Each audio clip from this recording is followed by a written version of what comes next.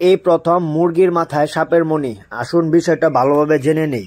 এগুলা হচ্ছে আমার কলিজা। একে তো পুরান খামারের কাজ, আর আরেক দিকে চলতেছে নতুন খামারের কাজ। এগুলোর যত্ন একটু কম নেওয়া হইতেছে। ওদিকে কাজ শেষ করে এসে ওদেরকে একটু খাবার দিলাম, আর খাবার দেওয়ার পরে কিন্তু আমার মনটা অনেকটা শান্তি হয়েছে, কারণ দেশি মুরগির বাচ্চাগুলো কিন্তু অনেক কিউট হয়, অনেক ভালো হয়, অনেক সুন্দর লাগে। আর এদিকে এই বদমাইশের বাচ্চা ওই মুরগিগুলোকে ঠুকরা দিচ্ছে সরাইয়া। আর এই বাচ্চার কিন্তু আমি আপডেট দেই নাই। এই সাদা মুরগির বাচ্চা কিন্তু এগুলা আমি আপনাদেরকে দেখাই নাই, তো ভিডিও করা আছে, ইনশাল্লাহ আমি আপনাদেরকে দেখাবো।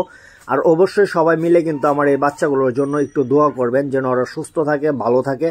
আর আমি কিন্তু বলছিলাম যে আমার দেশি মুরগির যে খামার, এটা কিন্তু আমি অনেক বড় করব। তো অলরেডি কিন্তু আমার 17টা বাচ্চা হয়ে গেছে। 100 বাচ্চা পালার আমার চিন্তা ভাবনা আছে। তো 100 বাচ্চা যেহেতু পালবো, তো এদের জন্য তো আমার অবশ্যই একটা জায়গা দরকার, মন মতো একটা জায়গা দরকার। আর এই জায়গাটা আমি সিলেক্ট করছি। আর এই জায়গাটা যেহেতু আমার একদম ফাঁকা পড়ে থাকে, কোনো কাজেই আসে না, একদম টোটালি ফ্রি থাকে, তো এই জায়গাটা কিন্তু আমার নিজের হাতে তৈরি করব একটা খামার। তো জানি না কতটুকু ভালো হবে। তো আলহামদুলিল্লাহ, আপনারা দোয়া করবেন যেন আমি খুব সুন্দর করে ওদের জন্য থাকার একটা জায়গার ব্যবস্থা করে দিতে পারি, আর খামারটা তৈরি করতে পারি। তো এই জায়গাটা মূলত আমার কোনো কাজে আসে না, যার জন্য এই জায়গাটা আমার সিলেক্ট করা। তো আসুন, আমার আরো বাচ্চা কিন্তু আমি একদম ন্যাচারাল ভাবে ফুটাইতেছি। এগুলো কিন্তু আমি কোনো ইনকিউবেটর দিয়ে ফুটাই নাই, এগুলো আমি মুরগি যেভাবে ডিম ফুটাই ওইভাবেই কিন্তু আমি কুচে বসায় দিছি। তো চলুন, এই যে এটা কিন্তু আমি একটা জিনিস বলি, এই যে বাচ্চাটা কিন্তু উল্টা পাকের, হ্যাঁ, এটা কিন্তু পাকিস্তানি দেশি মুরগি। তো আমার ঘরে আরো বাচ্চা রয়েছে, আরো 20টা ডিম দিয়ে আমি বসাইছি। তো চলুন দেখে আসি। আর এদিকে দেখুন, এই মুরগিটা একটু বেশি ধরনের দুষ্টুমি, ওদেরকে ঠুকরাইতেছিল। আর এখানে আমি পানির পাত্রতে হাত দিতে নিছি, আমারও ঠুকুর দিতে আইছিল, ভাবছে কি যে ওর বাচ্চার গায়ে হাত দিব। আর এই বাচ্চাগুলো কিন্তু আগে খাঁচাটার ভিতরে ছিল, মুরগিটা সহ।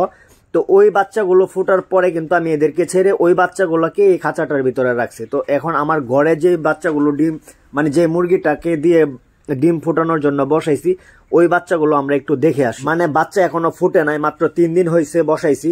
তো এর আগে কিন্তু এই সাদা মুরগিটা দেখলেন, এটা কিন্তু আমার 3টা ডিম নষ্ট করছিল। তো এখন কিন্তু এখানে 20টা ডিম দিয়ে আমি বসাইছি। এই যে টুকি মেরে আছে দেখেন। কিন্তু ওর মাথায় কি সাপের মনি চলে আইলো নাকি বুঝলাম না। কিরে ভাই, তোর কাছে কি জাদু আছে? আসলে মোটেও না। এখানে হচ্ছে আপনার রোদ্রের আলো আসতেছে, তো যার কারণে ওর মাথায় রোদ্রের আলোটা পড়ে এরকম সাদা হয়ে গেছে। আপনারা ভয়ঙ্কর কিছু মনে করবেন না। যাই হোক ভাই, তোর কাছে আমার একটাই রিকোয়েস্ট, 20টা ডিম দিয়ে বসাইছি, 20টা ডিমই ফুটাবি, যেন আমার এই দেশি মুরগির বাচ্চাগুলোর পরিবারটা দ্রুত বড় হয়ে যায় এবং খুব তাড়াতাড়ি আমি বেশি করে বাচ্চা করে ফেলতে পারি।